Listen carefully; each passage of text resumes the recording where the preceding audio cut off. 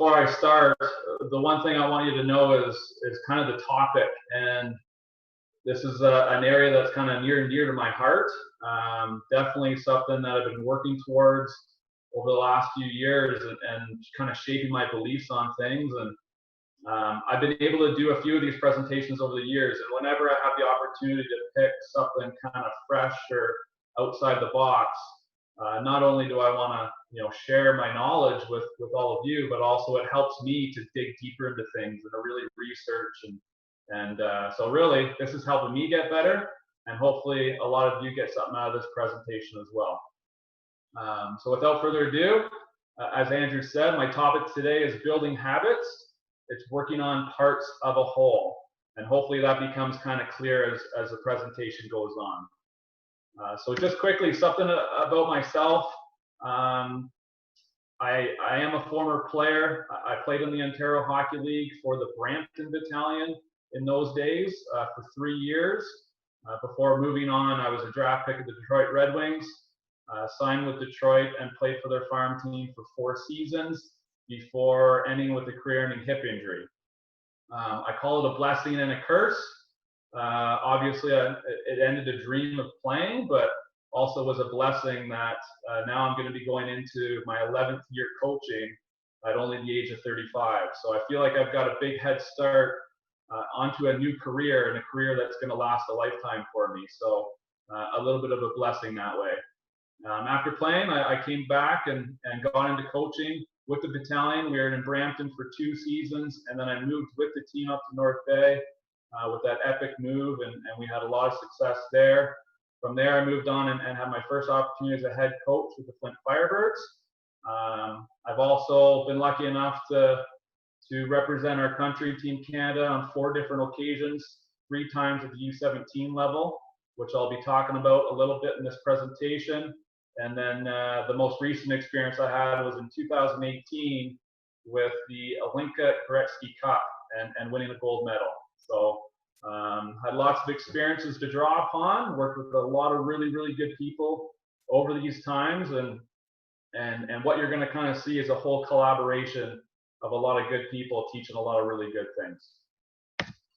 So the first thing, this is kind of the plan that I hope to accomplish here. Again, always thinking in the back of your head of the little pieces or the parts of a whole, and how we're building towards that whole and how we want our teams to play. That really is going to be the goal of today. So the first thing I want to do is share some ideas of how to get better. I'm going to talk about my Hockey Canada experience, really, trying to distinguish between a systems approach versus a style of play approach. I'm going to show you a little bit about how we develop our technical packages with a skill fundamental approach, and how you build your systems with always that in the back of your head. A little bit about evaluating, because again, evaluating the little pieces and the little habits is going to help your team accomplish its goals. And I have some cool documents to share of how to kind of build a practice plan with the skills always in mind. And I'll get into it more when we get to that, but there's a lot of different ways you can go about it. And I'm going to show you a template of how to build a practice plan with that approach in mind. And then ending, hopefully this all kind of comes together when you see some video of our team in North Bay, doing practice, and also doing some games as well. So hopefully it all comes together at the end in a nice little tight bow for everybody. So the first thing here, how to get better. And we have a lot of times on our hands right now. I know certainly since the season ended for us, just in the second week of March there's been a lot of time to kind of think about how to get better, different things that we can do, and different things along the way. I know in my last 11 years, I've done a lot of clinics. You take the material from those clinics, you take materials from different people that you work with. I'm a big reader. I try to read as much as I can. And the big thing is always picking the brains of experts or guys that are in different roles. I know for me, whenever I come across a skills coach or a development coach, I love picking the brains of those types of people. Whenever you come across younger people that are working with people at a younger age, or goalie coaches or shooting coaches, those aren't really expertises of mine. So I always try to pick the brain of experts and try to grow that way as well. So speaking of that, here's two examples of kind of what I've come across in the last few years of, kind of picking the brain of people. So 2 years ago, I was fortunate to be coaching Flint. We had two prospects of the Toronto Maple Leafs at the time. And I think Sheldon Keefe and Kyle Dubas being there, the one thing that those guys have done, ever going back to about 5 years ago when they first went to the Marlies, was their development plan is outstanding. And so we got to have two prospects with the Maple Leafs. They're drafted players. And so anytime they would come and work with these guys, would allow them on the ice, and I would pick their brains like crazy of how they go about things. And the one cool thing that has stuck with me is they always had the 50 rep rule. So if they were thinking about a skill or something that they needed their team to change or players to adapt to, they needed 50 reps to do it in practice before they could consistently see them do it in a game. So if you think of some of the outstanding players that the Maple Leafs have now that started with the Marlies, all those players, they figured they needed 50 repetitions before it was ingrained in them, and away they go. So at the junior level, we double that. We think 100 to 150 reps, especially for our younger players. And at the minor hockey rule, I mean, when you're starting out, there's the 1,000 or the 10,000 hour rule. All those types of things apply too. But when you get up to a higher and higher level, we really start to think, wow, we need to focus on repetitions. So that's really stuck with me. I've come across a book that I kind of stole a little bit of the title of this presentation from this book, because I'm addicted to sort of Atomic Habits. It's a book by James Clear. And I just have some of my favorite quotes from that book that I'll just read out real quick. And again, why you probably can understand why I'm so obsessed with, I think it's our importance of a coach to ingrain the habits in our players. And that's the biggest thing that we can change. So number one there, habits. His definition, simply, a behavior repeated so it is done automatic. Okay? If things are on autopilot, sense can come into play. I always have that in the back of my head. But I don't want our players to think. When we go out and we play and we have a big game, I want them to be instinctful. I don't want them thinking about something, but they need to have the tools, and we need to build up that toolbox so that those habits are there and they can recall on those habits. Okay? Small habits are meaningful. Because they are meaningful, they are big. So again, the little things make up the big whole. I think that's a fitting saying there. Habits build up evidence of an identity. And I think that's important too. How you want your team to play, you have to have an identity. You don't want to be, we say the term in hockey, kind of vanilla. You don't want to have that. You want to have an identity. You want to have an idea how you are going to approach every area of your game and what's the overall identity. Well, the habits are going to build up that identity. So if you're going to be a hard-nosed team, you got to build up those habits. If you're going to be a skilled off-the-rush type of team, you got to build up those habits, and it creates the identity for your players. Okay. And the last thing, try to do this every day, is get 1% better every day. And I think that's a cool little saying as we jump into trying to get better as a group here. So my Hockey Canada experience. This is very, very important in the habit building style of play or theory that I have here, and that certainly Hockey Canada has shaped this for me. So I was lucky enough in 2014 to be involved in the World Under-17 Hockey Challenge. This was the very first year.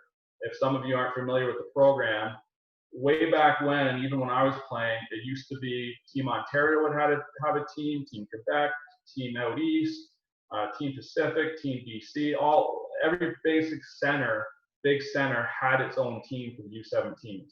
Well, in 2014, they went to the new model of 3 Canadian teams. Okay, and what was kind of thrown at us as a coaching staff was that this was the first year after Team Canada had just won their big first Olympic gold under Mike Babcock. And they had this whole presentation for us about the Canadian way. And it was the systems that the Olympic team played. It was the forecheck, it was the D-zone coverage, it was the neutral zone forecheck, it was all these different tech plan of what they used in the systems.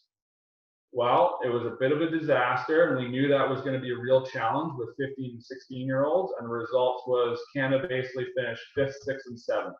There's only 8 teams in the tournament. It was not pretty.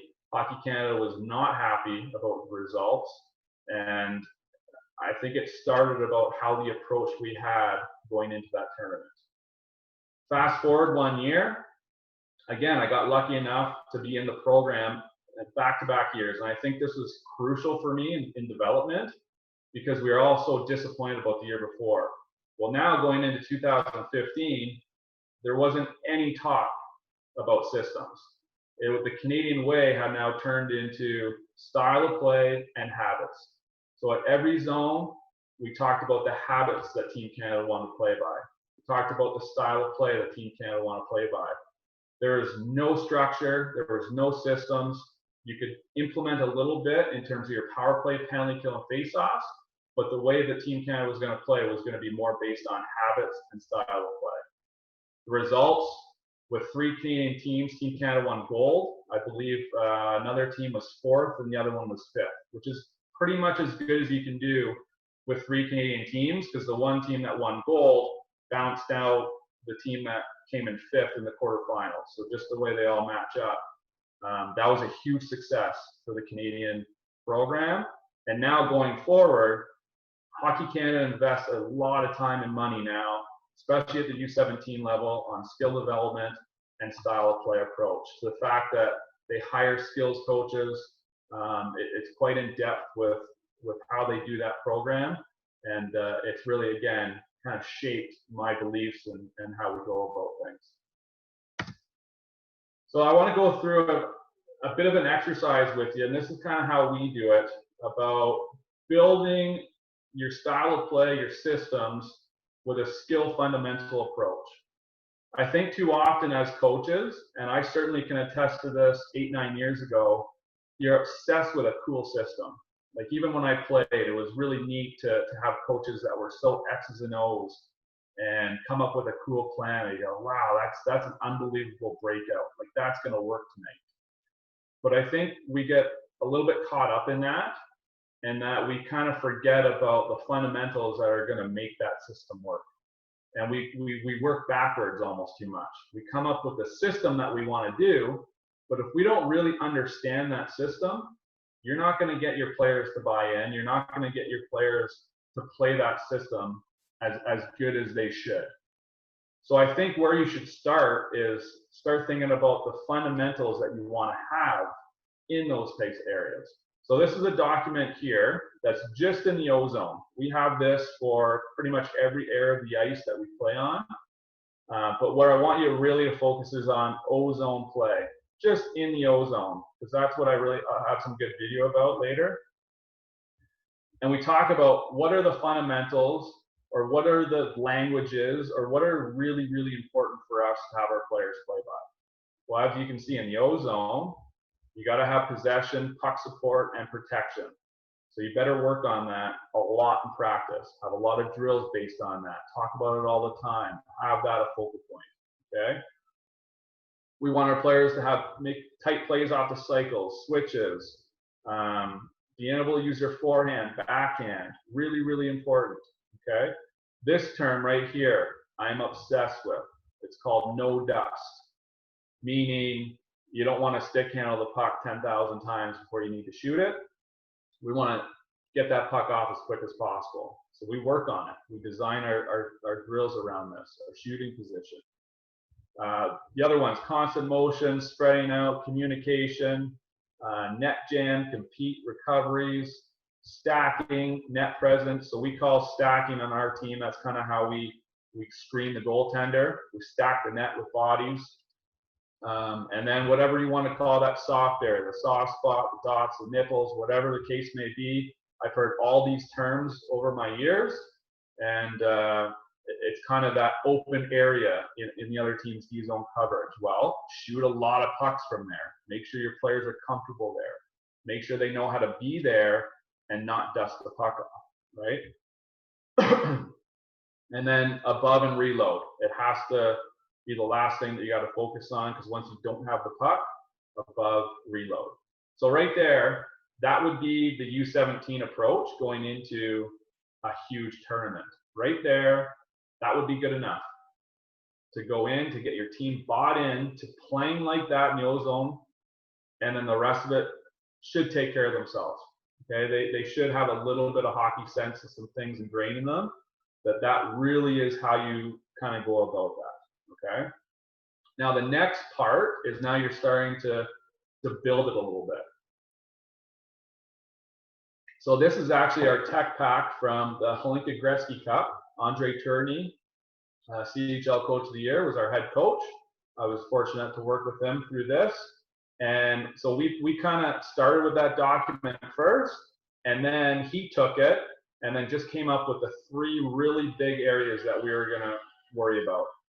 His thing was we didn't have enough time to worry about everything. So we're just going to have 3 main points. So E2 on puck, F3 puck side. So he explains a little bit. We want F3 to be on the dots or inside the dots. D2, be ready to change the point of attack, be super aggressive, keep pucks alive, that type of thing.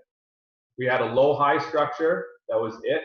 So we had a structure that when the puck moved from the corner up to the blue line, guys rotated properly. It was the only structure that we had. And then a change point of attack. So again, just terminologies of always trying to use the back of the net, being patient, not forcing the game, and again, making sure our defense was super, super aggressive to keep pucks alive.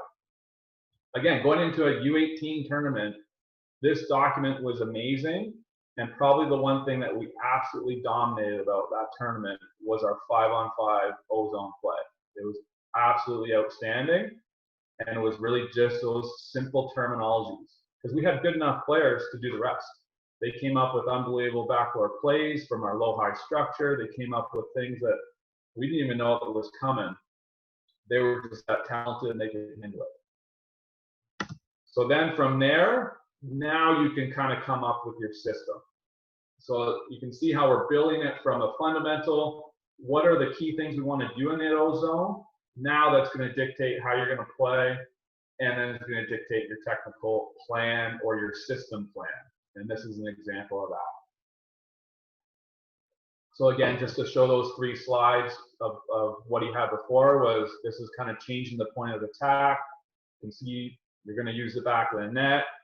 F3, always inside the dots. Those are the keys there. Won't go through it too much. And then a low-high structure. Again, big part of the second part of that plan was just making sure the guys know how to rotate low to high. And then the last thing was release plays and using that D, making sure the D could jump down, keep pucks alive. So now we've built it properly, and our players know exactly how to go about it. Okay? The next part here, before I get into the practice plan, is there's some keys I think about now evaluating your team or your players. Again, I think we get too caught up about just jumping to, well, did we win or lose? Because that is the big picture. I have power play, a little template there as an example. Was the power play 4 for 5 or 0 for 5 today? Well, does that dictate if you're getting better or not? I would argue that it doesn't. I think there's intangibles and different little things within that that can make sure that your team's on track. I know firsthand that you could go 0 for 5 on the power play, but have 10 scoring chances, the goalie's still on his head, you're super happy with the power play. Or vice versa. Your team could have gone 3 for 5 on the power play, but you don't like how the power play was operating. You don't like what you were doing, and it could go the other way. Okay? So I think the number one thing is is to always talk as a staff. Talk, talk, talk. Make sure you're always talking about your players. And the very first thing that you should talk about is yourself as a coaching staff. I know that's a big thing for us, is we evaluate ourselves first. Well, is there something we need to do? If they're not doing it properly, what are we not doing in practice? What is he not seeing in video? What's going on? Where can we fix it? It's not our players' fault first. It's our fault. It's ourselves. Then we get into the players. So now you talk about every player and you rate them. And then that team picture. So working on the parts before you get to the whole, I think is always a really, really good exercise to make sure that you're always on track and not wavering. And it's the old saying, you're never as good as you think you are, and you're never as bad as you think you are once you go through this process. Like when you start with yourself, your players, and your team, whether you've won or lost, you're now going to be more even keel, and you're going to be able to make decisions and change things accordingly. Okay. So I have there, you can use measurables other than typical stats. We have a lot of analytics now. We have a company that helps us with that. And this is going to help identify the things that you need to work on the most. So that right there is a little bit of a diagram of a power play game report. So right here we have game zone. We want to know the game zone percentages on our entries. We want to know the retrievals or retrieval percentages. We want to know shots passed up, face-offs, because every power play starts with a face-off. That's huge. And any scoring chances or shots blocked, those types of things. Those aren't like crazy analytical stats, and somebody might have something more important in their power play that they want to track. Well, no problem, you can do that. Like you can make it your own and what's important to you. And then I have the whiteboard method. So I know not every team is together every single day, but certainly technology helps us. But I think we should always keep a running tab of your players. We use a big whiteboard in our dressing room, in our coach's office, and we just have the players each have their own sort of whiteboard. And then as things come up in our mind or we talk about it, we throw it down on that whiteboard so we know that they got to keep working on that, or we know what the plan is for them moving forward. I think it's always good to keep evaluating and make sure that your players are on track. And that's, I call it the whiteboard method, but that's just kind of always making sure that you're evaluating your players individually, making sure that they're getting better, because ultimately your team is going to get better. Okay, so we're going to move into the practice. And this is probably the most exciting part for me about this presentation, because I actually do have some footage of our battalion practice. And hopefully that starts to make sense about what I'm talking about, of really focusing on building things and working on the little pieces and the parts before you get to the whole, okay? So here's an example of a practice plan out in Calgary. At the time, I was a head coach for one of the U17 teams this year, and we do a week-long summer camp out in Calgary, and it's really, really skills-based. Now, every team can use their skills coach in any which way that you want. You can have your first 40 minutes of your practice, all skills. You can have the last 40 minutes, all skills. What I decided to do was I wanted skills throughout the entire practice. So I thought it would be very fitting to have a drill, but before we even did that drill, and I called it a style of play drill. So drills that I just love, the way this is how our team needs to play. So I'd have a style of play drill, but before we did that, I'd give the skills coaches 15 minutes. So we're lucky enough to have a forward skills coach and a defense skills coach. So the forwards went with the forward guy, the D went with the D guy, and then separately they worked on what was about to come at them in our sort of team identity drill. Okay, so as you can see in that first one, it says Columbus breakout. Well, in that is going to be a lot of D transition, a lot of forwards receiving passes, pucks, entries, and screening. Okay, so this is what the skills coaches now had to figure out what they were going to do for that 15 minutes before we hit that drill. And then we did it again and again. So that is our practice plan, our template.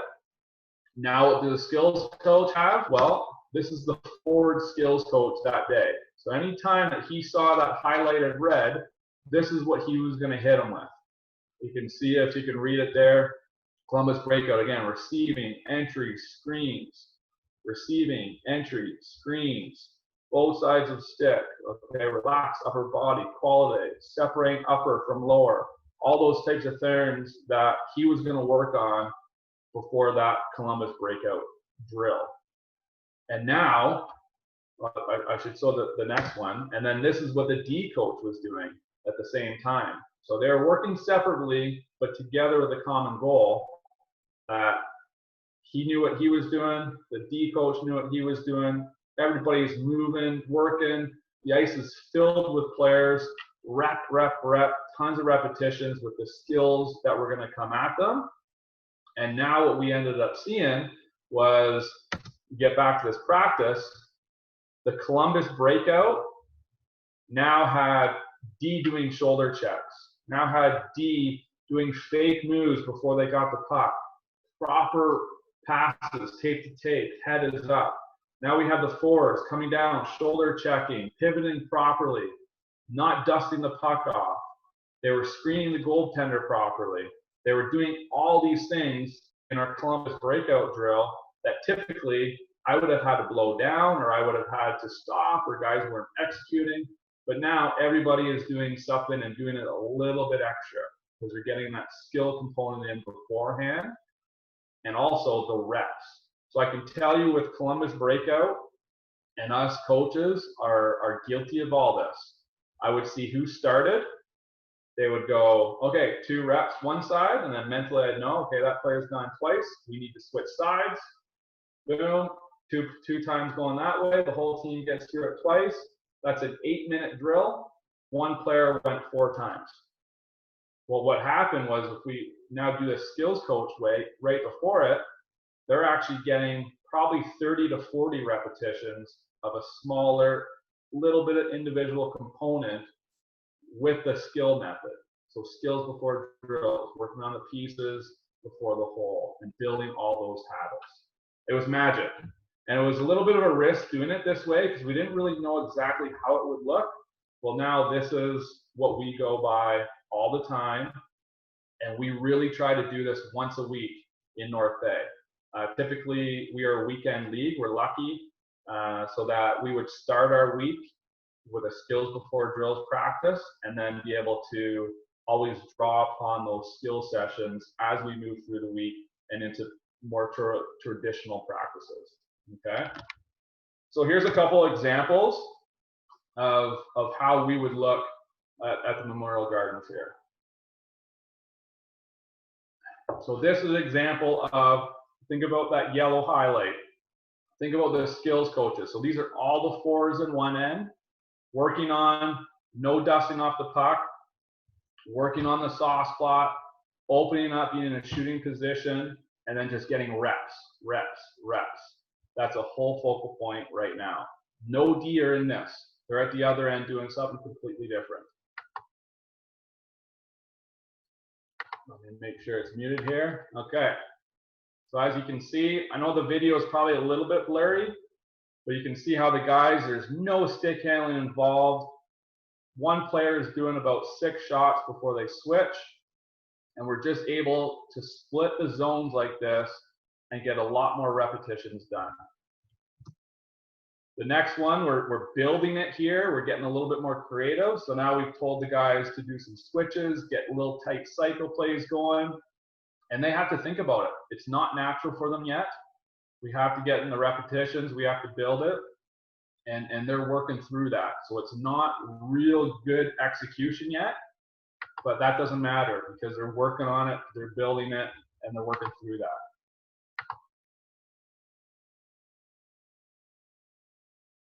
So as you can see, again, they're thinking a little bit. Do I switch here? Do I switch there? They don't know, but we're letting them figure it out. We're letting them get through those repetitions, and we're letting them feel it out on their own. But building those habits, making sure there's no dust plays, making sure they're shooting pucks real quick. Okay, now the next one. And it's great to be showing this because this is now they've been down here. We give them 15 minutes as a group. So they're in the third drill. They've been down for 10 minutes probably. Every player has now gone multiple times, and now the pace is ramped up. Like you can just tell on this one, they're feeling a little bit more comfortable. And this is the first day that we went at it, 10 minutes in. And the reason why it's filmed is because then we did video from this right before our next practice to make sure that recall is there. So I can see that the pace is ramped up. They're executing a lot higher speed.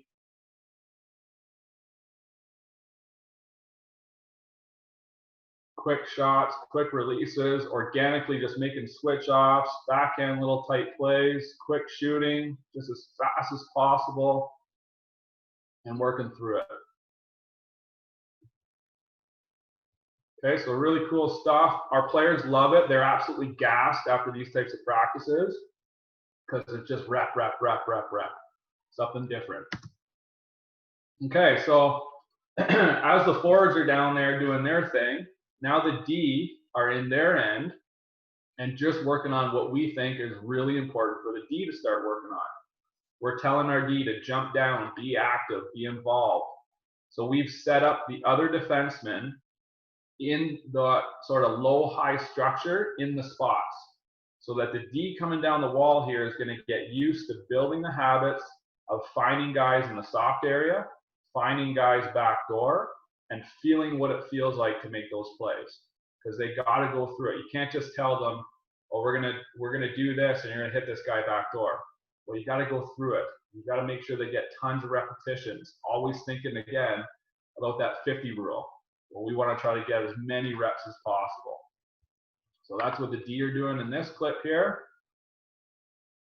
right? Moving down the wall, making sure they can feel it, understand, and have that body start building up that muscle memory of feeling those plays and getting their vision down, getting their timing down. Looks like a simple drill, but it is so effective. And they start doing it in games if you can build those reps in really early. It doesn't have to be complicated. So again, all different kind of ways, finding different spots. I think this last one, they come down the wall and just kind of blindly throw it back door. All play, they know guys are there, and they're just starting to feel it. So really good stuff. Okay, so now it starts coming together. So this is a team drill. This is more of an identity, more of a systems drill. So we've combined both the forwards and D now, and they're going to work together. So they're working on the low-high structure right now of how our forward is going to slip down to the back door, our D walk in the middle, our D being able to find those guys, and now they're combined and doing it as a whole. So now we built it from one small spot all the way now to building that whole.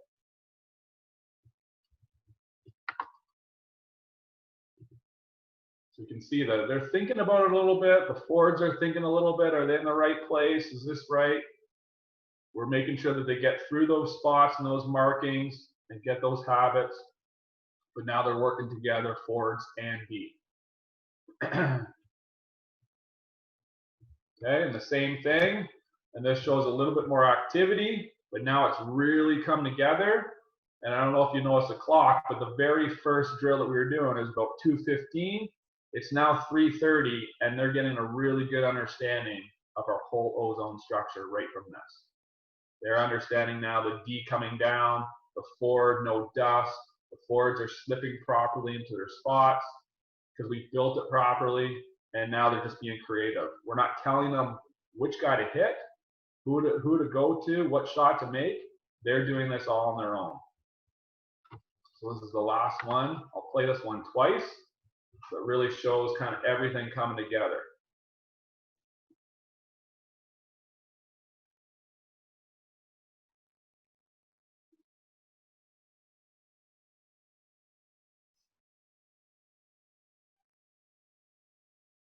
So really cool. We can start seeing smiles on their faces. Guys are like, yeah, okay, I understand it. I know what you mean. This is cool. This is awesome. Play that one more time.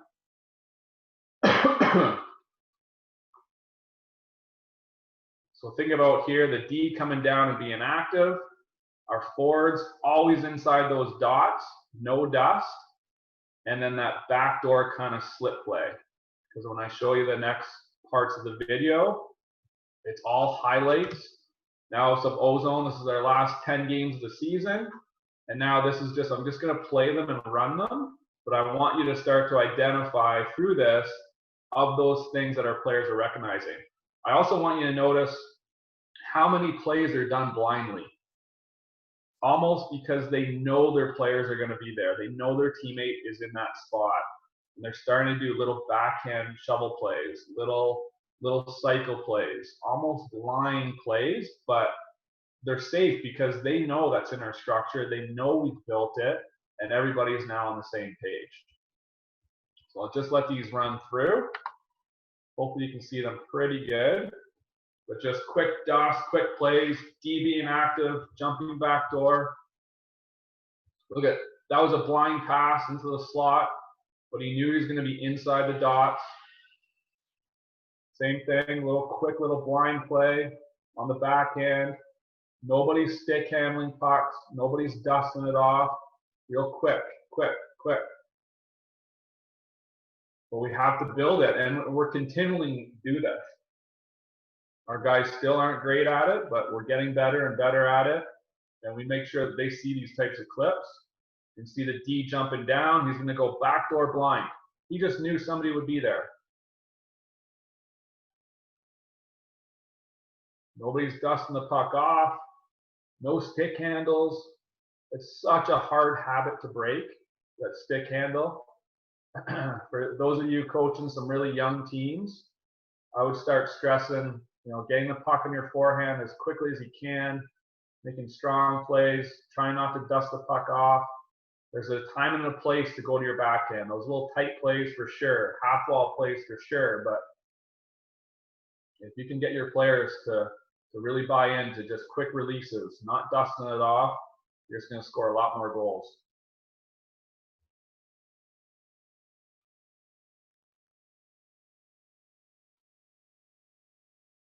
Some really good plays here. Puck protection, everything's involved, all that identity stuff. They're D jumping down, keeping the puck alive, being active.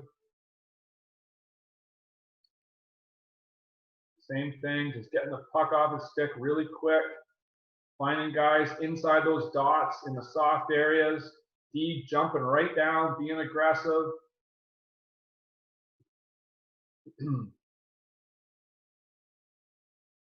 There's a couple more here. Again, the guys are just coming up with these. They're all within our structure, but now they're being creative and really feeling it, keeping with the same sort of structure. But now all we need to do is really work on those little habits, just getting them shooting hundreds of pucks a day, getting them to make those little plays all the time, getting them to do all this types of stuff in small areas, tight spots, being competitive in practice, and let them be creative and let them make plays.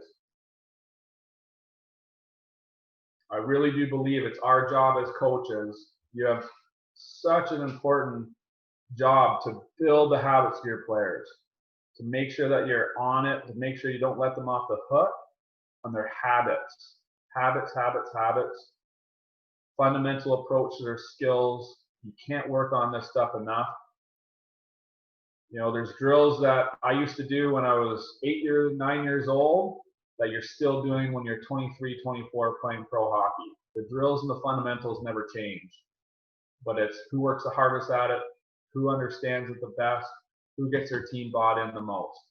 An important point there that I did kind of miss explaining was in the practices, just because we didn't have anything filmed, but we would then go from those team drills to really emphasizing small area stuff, competitive. So now a 2-on-2 lows, 3-on-3 lows, but giving them all the rules of making sure that we had somebody on the dots, making sure that we had no dust, making sure our low-high was proper, making sure our D could jump down and be active. But then we do small games, you do 3-on-2s, you do guys with turned sticks. There's just multiple small area type stuff that you could always end those types of days with. And then now that even helps promote what they're going to be like in a game and in a game scenario. So I hope it makes some sense. I hope it kind of came together in a little bit different way there for you. You know, again, it's not, especially with the practices, it's not the type of practice we do every single day. I think there's a time and a place for it.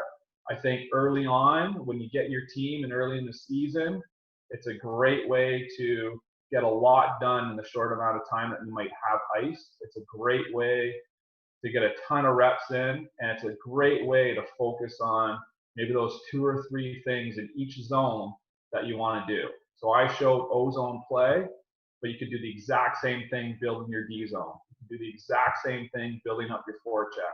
The exact same thing in your neutral zone, breakouts or recoveries, power play, penalty kill, whatever the case may be, face-offs. Great. There's so many skills and fundamentals involved in face-offs.